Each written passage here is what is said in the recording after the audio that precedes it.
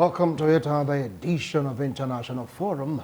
I am Wilson Marshall. Today it's all about the onslaught, yes, between Russia and, of course, Ukraine. No longer news that Ukraine is able to dive into some Russian territory, especially the ones at the border, been able to send drones at some of these places, but Russia claimed that they've downed hundreds of drones sent from Ukraine.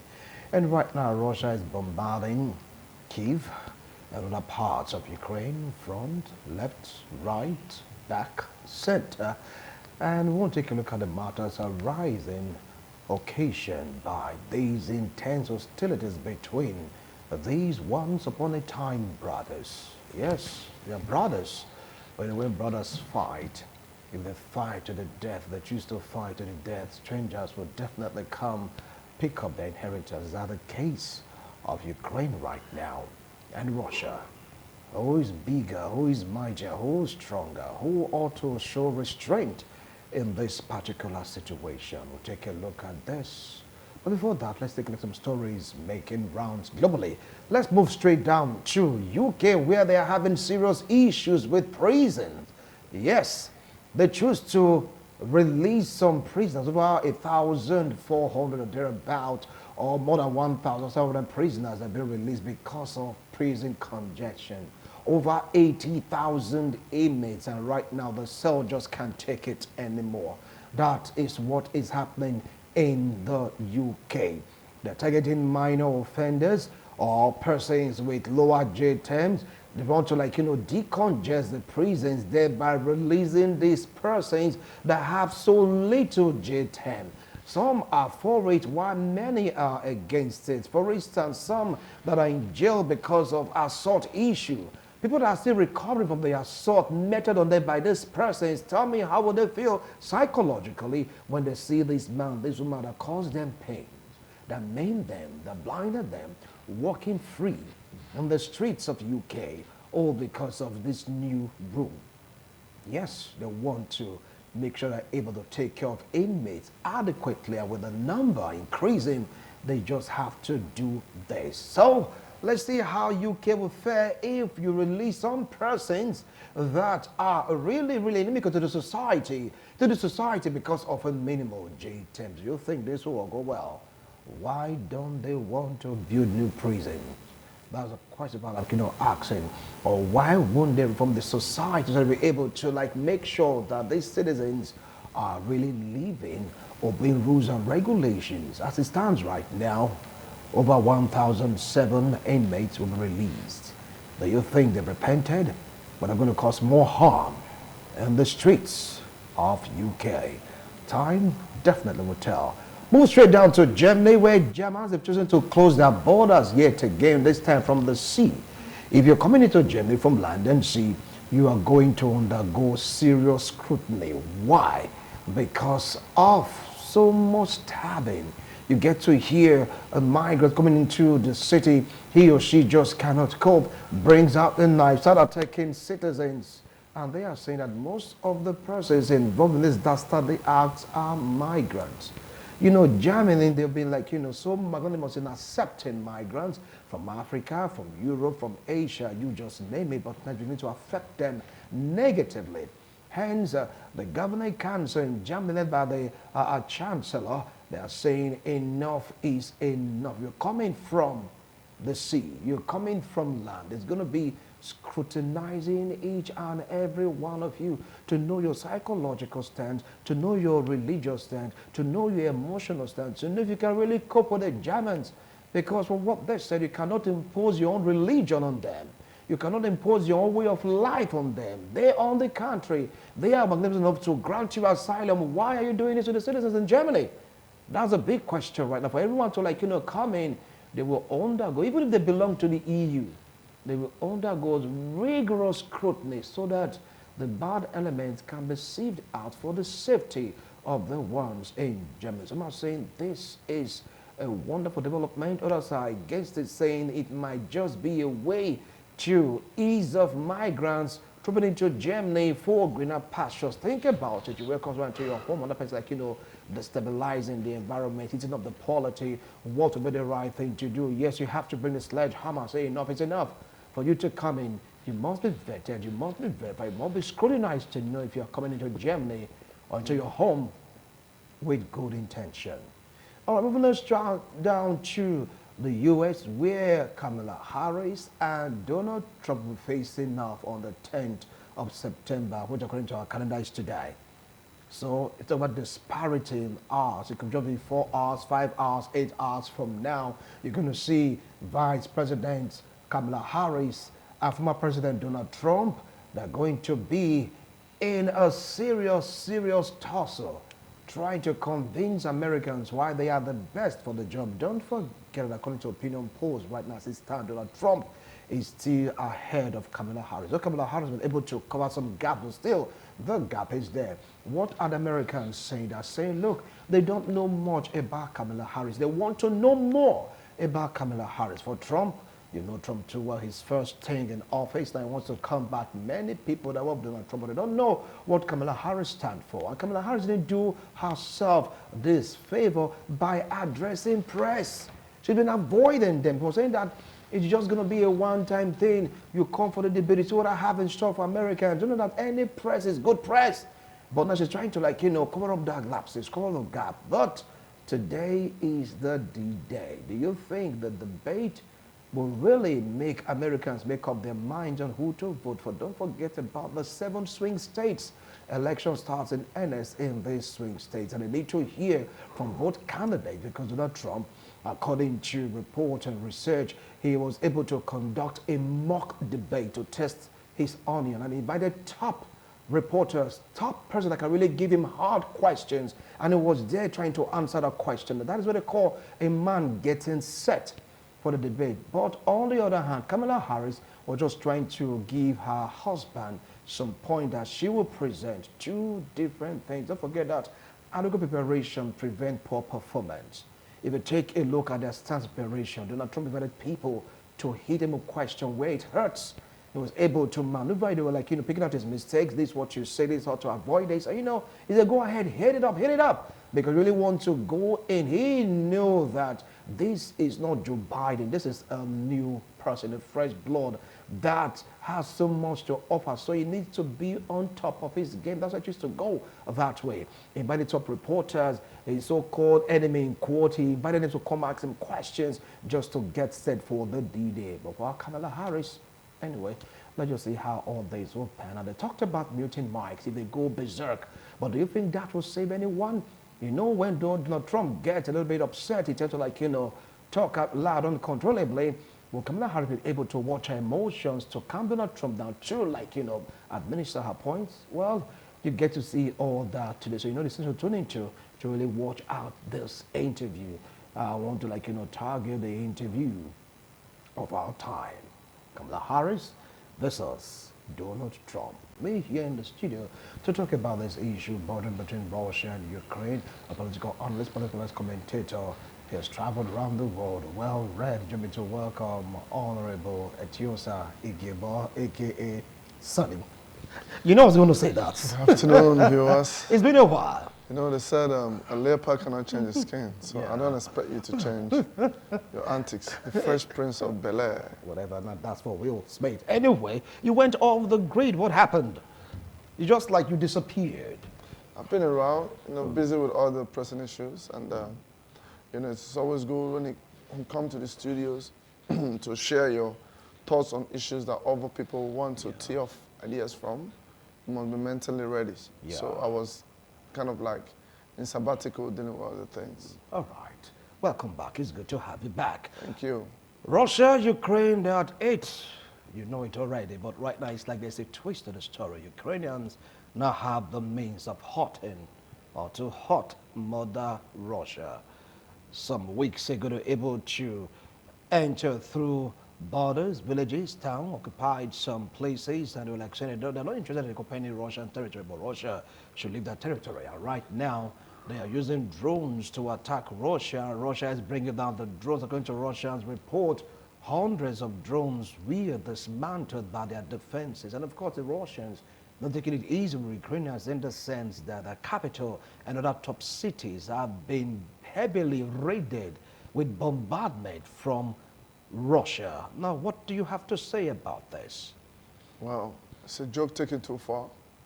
You know, as long as Russia is always trying to kind of minimize the amount of pressure they put on Ukraine, and then the Ukrainian financiers in Europe and America keeps wanting to continue the game that they're playing. And obviously with Ukraine moving closer towards certain territories within the Russian state, and then using drones from that point to also equally attack Russia. To me, that does not necessarily mean it gives them some sort of an upper hand. It kind of creates a more kind of a war games of, you know, trying to convince Russia to say maybe they need to rethink their position. But then, just like as you said, in the same instant retaliation, Kiev is getting more bombardment. It means that more damage is being done to the cities where Zelensky lives. And I mean, the war will be running more into the full-scale war. And I'm very certain, just like I've said before, and I've said 2 years ago, the war is still raging on. Russia has survived more than 6 months. I am not saying that Ukraine does not have an argument, but the idea of people setting up a conflict between two brothers and taking a step back is not a wise thing. And I'm very certain that it may get to a point on this level where Ukraine might buckle. Ukraine buckle. How? Don't forget they're getting support from the European Union, they're getting support from UK, they're getting support also from the US. Yes, I mean, the support they are getting is with the equipment and the materials, which is to a very large extent is limited because of the corruption level that is in Ukraine. Remember, majority of the military personnel, those that are trained and untrained, are tactically almost being alienated.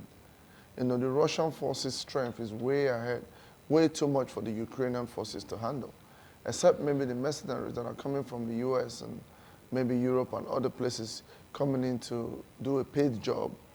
And by the time the war moves into a full-scale war, I'm very certain that those aspects will be targeted more by Russians, more sophisticated weapons will be used, and at the end of the day, I don't see victory for Ukraine. I just think that the more they keep pushing, the more the war keeps going, for them to think that maybe if they strike Russia in a certain path, because remember, Russia is a very big country, from a little village or whatnot, that would change the dynamics of the warfare. That is definitely not true.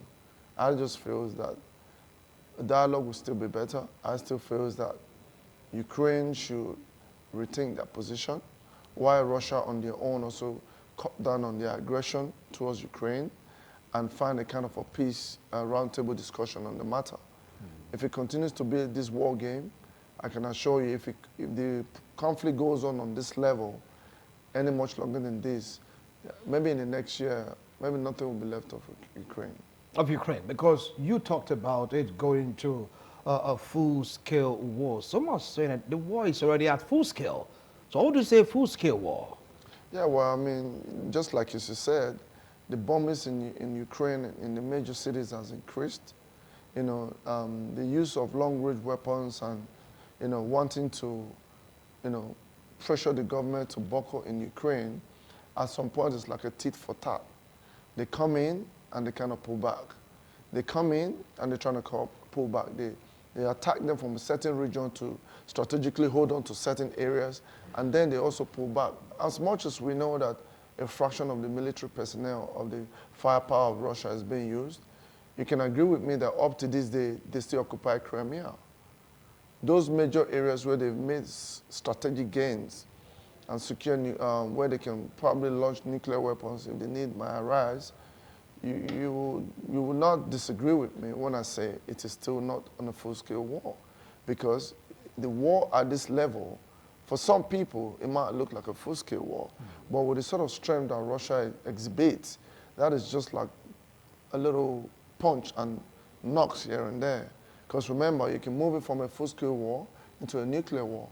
So at the end of the day, it's not on the full-scale war yet. So you're saying Russia right now is still exercising restraint? Is that what you're saying? They're definitely exercising restraint. After using Satan 2 on Ukraine, you call that exercising restraint? Well, After it is, bombarding some cities in Ukraine, even attacking Kiev, you say they are still exercising I mean, restraint? the attacks on Kiev Yeah. is in retaliation to the, what you want to call disrespect of the little brother against Russia, working with the so-called enemies from the West, according to the Russian narration. So if they're coming to hit Kiev more now, they could have done that a year and a half ago. They could have done that 2 years ago. They could have done that before the attack within the Russian territory.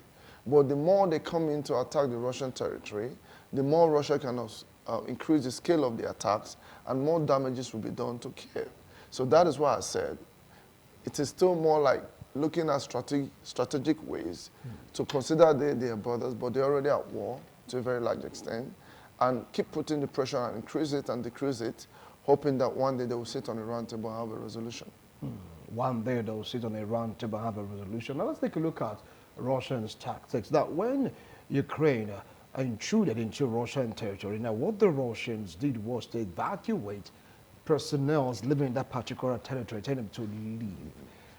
Do you think that is tactical in terms of war and aggression? Very tactical, because the minute they ask their personnel to leave, because obviously if their firepower is concentrated in a different region for strategic warfare gains, comparative advantage in any way or form, and then a soft target within the occupation and maybe the watchman, we call them the borderman, area gets attacked by the Ukrainian army as a tactics and ways of where we can come into your territory, regardless of the level of attack. The tactical way or the best way these warfares are usually fought is to retreat your men and carpet bomb the whole area and wipe them out in no distance time. So it's very tactical. But that'll be bombing Russian territory. Of course, I mean... Because if they go by that method, evacuate, then go ahead. Yeah, I mean, bomb to the territory. I mean, when they retreat, it kind of gives them an opportunity to quickly identify movements and then do what they need to do. Because with warfare, collateral damage is one of these things that is affiliated with it, even if it means bombing. If you tell me, for instance, there's a suicide bomber in the city of Kremlin, and they want to attack a mall where there are lots of people, are you going to tell me they will not use their firearms in that particular region? Of course. In the process of using the firearm, other items or other things that was not part of the plan could be damaged in the process. So it's not any different with using carpet bombing a particular area just to create a buffer, and they come back and they clean them out with boots on ground. All right, but someone said that you cannot take it away from the Ukraine because according to reports, they've been doing their best to repair Russian forces right now, occupying some territory in Russia. No matter how small, they are there. They are there. Yeah, of course. I mean, like I said, you can't take it away, but this is warfare. It's not like a one-sided thing. There's been casualties on both sides. But I can tell you the casualties on the side of the Ukraine is more, even if it is played down on the mainstream media, that most of us are, that are available to us to understand the interface with the war that is ongoing. I'm sure you can agree with me with the problems with Israel and the Gaza. A lot of the issues that has been happening with Ukraine has tactically look as if it's non-existent anymore, because it's no longer on the screens of our TV every day. But I can tell you that the situation from the beginning, where people felt empathy for Ukraine, or some people felt, well, why would Ukraine fight, or maybe felt empathy or against Russia, the situation is worse off today than it's ever been. So it really depends on when you take things out of mind, out of sight, out of mind. So when it comes back, I can assure you that, what is happening in Ukraine is not nice. And I can assure you that with a superpower like Russia, they have what it takes to destroy Ukraine. And if the war continues, I'm very sorry that it is Ukraine that will be paying the price. Because as you know, with the way the whole thing has been going on, when the war gets a bit harder, the president of Ukraine runs to Europe and start asking for more weapons and more weapons without looking at the weapons that is also sold into the black market, irrespective of the so-called challenge that they're facing. When practically majority of the men that can even handle arms in Ukraine have been either sniffed out or arrested or put in prison somewhere. So I just think it's a lost war. And I don't think it's something that they should continue, because the further it goes, the more pain they will incur. And even if Russia feels some level of pain, at the same time, with every attack in Russia, can get a repel or response attack of maybe 20 to 1. Use the example of Israel and Gaza. For every Israelis you kill, they probably kill like another 100 or 200 Palestinians in return. But these things are conceded, you don't really say it because Israel is way too powerful for the Gaza, for the Palestinians, because the Palestinians don't have the weapons that the Israelis have. And that is the same thing with Russia. So remember, when the war started, people believe, or the system in the Western state believed that Russia can only manage 6 months to 1 year, and they're out of steam. But Russia is also getting their support because of the geographical and regional interest in terms of superpower and power resource control with the instance of Russia and North Korea. Up to this day, the war is still on. It's probably over 2 years now, and Russia is still showing so much strength. It means that that calculation that drew the Ukrainians into this war was wrong. Because at the end of the day, that is what I spoke about from the beginning, that in Afghanistan and Iraq, was the war actually won? It was never really won, because the people was not for them. The Russians from the beginning has their worries, but with the issues of the economic aspect of the warfare, thinking that maybe seizing Russia's money and then maybe putting sanction on them will create more problems. I don't think we hear much of sanctions anymore, because Russians have been very smart to sell their crude oil on their natural minerals in ruble, automatically taking away the actual damage that the economic warfare would have done to the Russian state. And today they are still waxing strong. People are believing more in them. The allies are doing what they need to do to support them, as well as the West is supporting Ukraine. But I think the whole warfare has not helped the European states, whether the West or America or the citizens that are living there. I just went overseas recently, and I went to 4 countries, including New York, Canada, and England, with an African country within a period of about a week thereabout. The lifestyle, the cost of living has gone up dramatically high. In England, people are living much harder, say as in Europe. So I think sit down on a round table. Let us put this idea of warmongering into rest, because you cannot be satisfying a small number of people over the interest of the larger number of people. So that by the time this war is put to rest, one way or the other, the economic goodwill can come back again. Because remember, the Nord Stream 2 is no longer really supplying gas to Europe the way it should be. And everything has skyrocketed, and it affects Africa. The grains that comes from Russia and Ukraine to make bread and wheat has affected Africa. A loaf of bread now is over 2,000 naira. In those days, you can buy one for 600. So the war has done nobody good, whether you're in Europe, in America, or Africa. The only people that are enjoying or has benefited from the war are those selling arms or lending arms or leasing arms to Ukraine, indebting them, and at the same time feeding their desire for creating conflicts in the world to nobody's benefits, really. So that is what I personally think, because everybody's suffering. Everybody's and suffering. I think that the war thing should be put to rest, because the Americans went to Afghanistan, they practically failed. They went to Iraq, they practically failed. I mean, they achieved getting rid of the president who wanted to do things in their own way, as much as you know that the world will have leaders, which is understandable. But in terms of the people, they've not been able to conquer these people. It is a shame that today we have Taliban rule in Afghanistan. So with Russia and Ukraine, no matter what they do, Ukraine would buckle.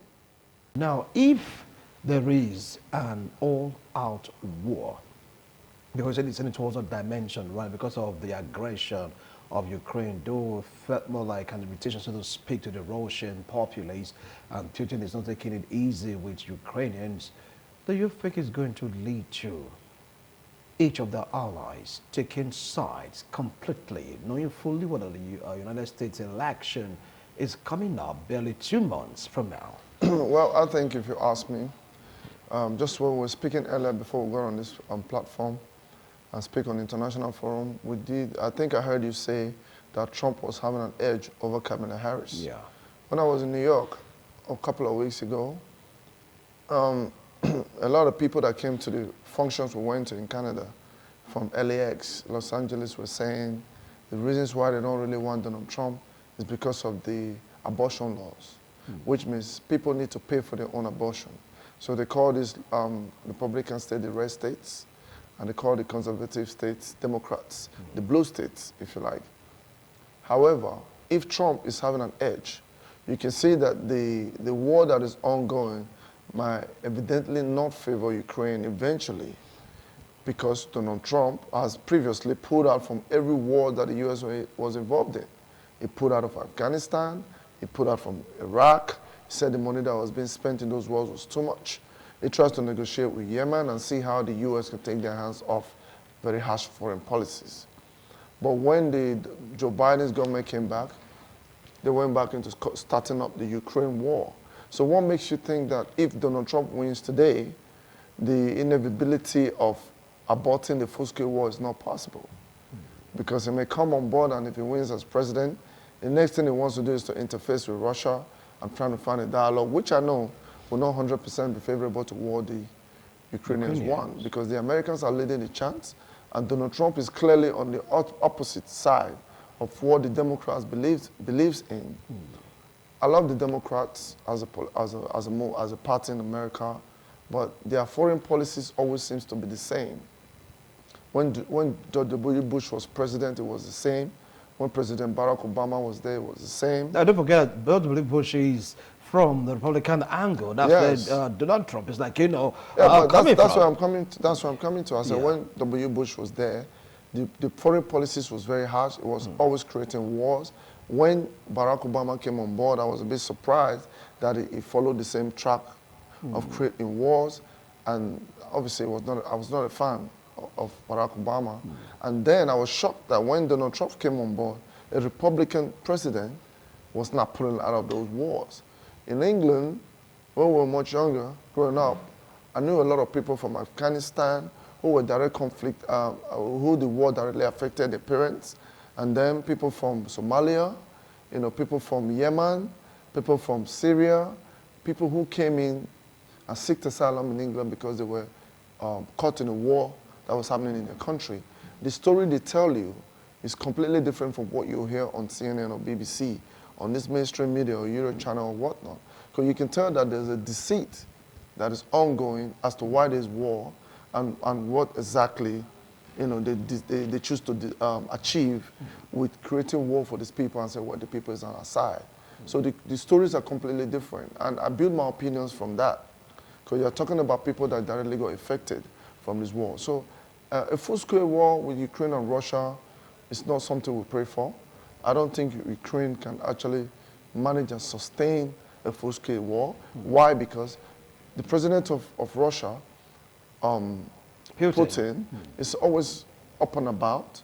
He even visits other countries, and he has one of the best security in the world, and is very visible in the Kremlin, in Russia.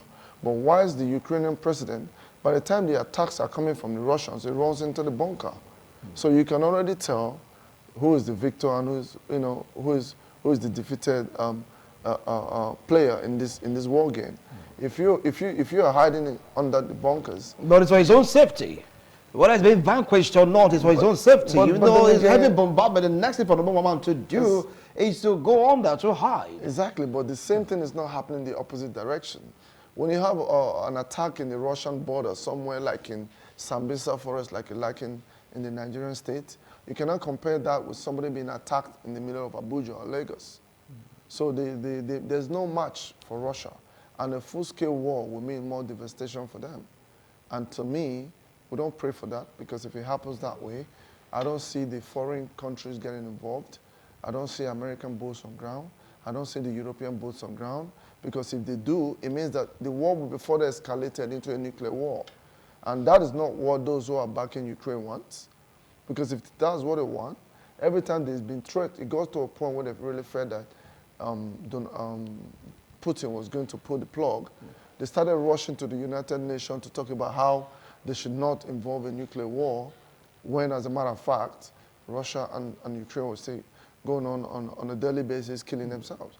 So a full-scale war, with the help of the Western world, is not possible. They will not want to get involved in that. They will not want to take that risk. And at the same time, that is the reasons why the Ukrainians will always be second best in this war. The second best in this war. Now, do you feel, in course of this war, with the attack on Russian territories, do you think there is a change in anything? Because right now, Zelensky will come up at us saying, yes, that they've been able to go into Russian spaces and they are doing some wonderful things to really hot mother Russia, that Ukraine should start fighting, to start pressing forward. Don't forget also about the corruption issue leveled against on top of issues in Ukraine as part of the weapons being supplied to them. So we say these are all negatives for the Ukrainians. All these aspects are negative. The idea of attacking a point in Russia or two places in Russia, and then you celebrate it, shows that you're a weakling. You don't have the capacity of what you're trying to do. The kind of war you want to get involved in, you can't handle it. You don't have arms, you don't make arms. You down one Russian ship or two, you celebrate it, but Russia clears about 100 or 500 of your ships, nobody hears about it. So at the end of the day, I try to make sense with this whole thing. It is more of a particular individual, which is the president of Ukraine, being used by the powers that be in the West to achieve a possible destabilization of the Eastern Bloc, and it has really not worked. Because they said that the arms or the defense system will be moved to the East, the enemies. And the Russians and the Chinese said, who is in the East? We are in the East. So over our dead body, that will not happen.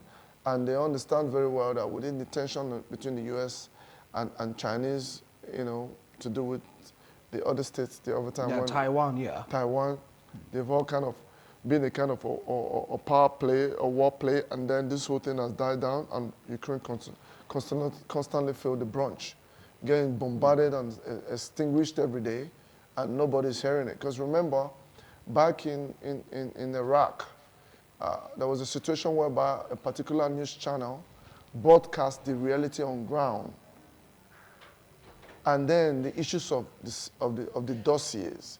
When I spoke about the dossier, Yeah. whereby Brother Manny Edward Snowden were charged in America, was all down to the reality of the war that was hidden by the American states. So the fact of what they put out, that the Ukrainians are winning some parts of the war, is to me, from the understanding of previous disagreements in war engagements, is not true. Because you need to understand and have seen examples and have felt experiences of what is happening in the Western world and how these wars are conducted and the lies that has been told, to understand that Ukraine is in serious trouble. Ukraine is in serious trouble. Yeah. All right. Now, someone saying that maybe, just maybe, somewhere along the line, these countries supporting Ukraine with weapons might just end up not supplying anymore because of what is happening globally. But do you see that happening? Don't forget the commitment made by Joe Biden that Ukrainians are not alone, that they're with them all the way.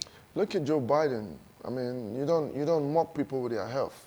The man is almost like losing his memory. He had to step down as the U.S. presidential candidate. So at that age, what he was doing, like I said before, 2 years ago, I said Joe Biden has nothing to lose. Why are you creating war and killing unborn, killing babies and children in Ukraine and not dialogue as the leader of the so-called free world, whilst you're almost closest to where you're going? And today, he's running for second term in office. He was forced to step down because he's just way too old and he can't remember anything. So standing with Ukraine all the way, oh, sir, what is happening now?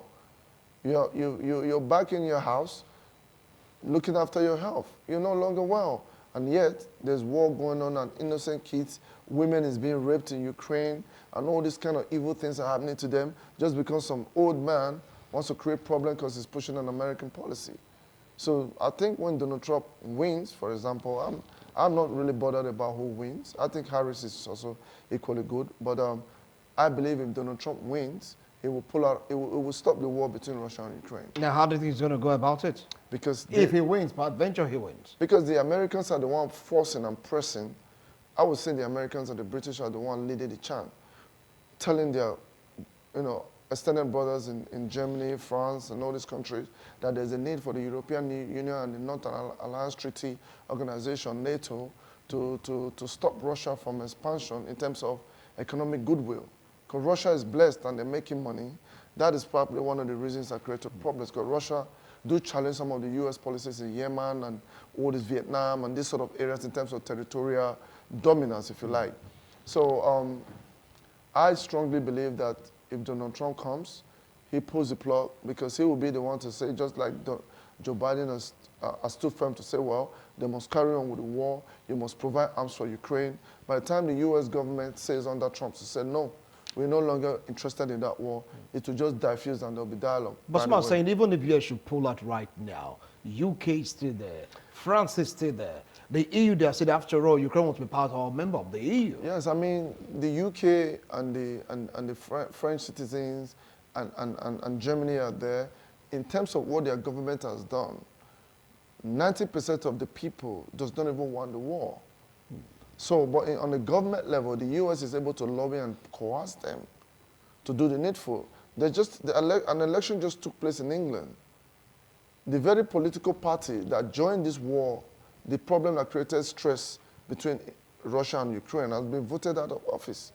We have the Labour Party on board now. I told you this election was. But they made promises also to supply weapons to Ukraine. Well, if they make that's what they said. If they make promises to supply weapons to Ukraine, that is on face value. Sometimes that cooperation is not as it should be. Because remember, there was a time when the president of France was neither here nor there, because he was looking at his war. But I can assure you today, in America, the Americans will be voting against the Democrats over that war that they've created in Ukraine.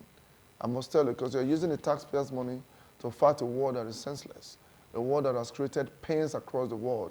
When a leader is making a wrong mistake or is making a wrong decision, people are suffering. So, but at the same time, if Donald Trump has stopped the war in Afghanistan, he has interfaced with Russia, he has met with the man in North Korea, I think that on that path, if he wins and he becomes president, the war in Ukraine and Russia will be dead on arrival. Maybe that may create an opportunity to rekindle the unnecessary war and maybe fix the very in-depth economic relationship in terms of business interface between the Eastern and the Western bloc, whereby the East benefit, the West benefit, and maybe things may come back to normal in Russia's term. All right, now let's take a look at the story from another perspective. What if Kamala Harris eventually wins the election? What do you think will happen? Well, the war may continue the way it is, and the Ukrainians will continue to get bombed every day, and Russia can tell you they will reach anywhere because they have the ammunition. They have ammunitions and weapons even more sophisticated than that of the U.S. So if the U.S. and the Russians were fighting wars, there may be a kind of a balance. This is like the big brother smacking the little brother. And that is what has been happening, and believe it or not, the facts will never be put out for you to see, and I can tell you the Ukrainians, outside the economic issues, are suffering from the hammers of the Russian artillery and arsenal. All right, now don't forget what happened between Russia and Georgia. It took one move by Georgia to end the war with them from Russia. Strategically, the Georgia case happened in 2007. And don't forget also the issue of Afghanistan. The same thing happened also to Russia. Yeah, I mean, the Russians went into Afghanistan. The U.S. said, well, they failed. They couldn't achieve it or conquer the government of Afghanistan.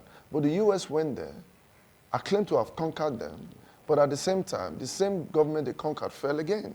So what is the difference between the Russians' failure in Afghanistan and the U.S. triumph in Afghanistan? They both ended up in a fail. So what about the end of Georgia? So with Georgia is a little state close to Russia. When the U.S. president... And they were able to hurt Russia. No. What happened with Georgia... Don't forget about their subways. I will tell you. That was the attack. No. What happened in Georgia was when W. Bush was the president of the U.S. I was very conversant with that conflict. When they wanted to build a missile defense system in Georgia, the Russians said that they shouldn't dare because the missile was to be facing the east, the enemies. They said, we are in the east. By the time the Georgian president was to act up, the Russian military moved in and they had to fly him out of Georgia quickly, and they surrendered. And that was the end of that conflict. What about the bombardment of subway that made them to surrender? No, I mean, you mean the Russians bombarded Georgia? No, Georgia, they were able to do something to Russia for them to stop that, according to history. I was very conversant with that conflict in 2008. The last conflict between Georgia and Russia. Russia still dictates the pace of what happens to their neighbors in the Russian bloc. Trust me, Georgia It's a small country. They're not even as big as Ukraine. So you see, with Ukraine is much bigger. So obviously, with Georgia's case, it was something that was off within the period of 3 months. It was all over. All right, David, to be in a position to advise Vladimir Zelensky, so to speak, what would your advice to him? Why would I want to advise a Because comedian? he's still saying glory to Ukraine and he's Why would I marching want to forward. advise a comedian who is being used as a tool to destroy his people? I have nothing to tell him. He's hiding in the bunkers. He thinks he's fighting war. He's not in the war, the front line. His people might be fighting for certain reasons that affect the Russian aspect of wanting to perhaps dominate them as a people. But then again, in the overall interest of both Russia and Ukraine, I think Zelensky was the worst thing that has ever happened to Ukraine.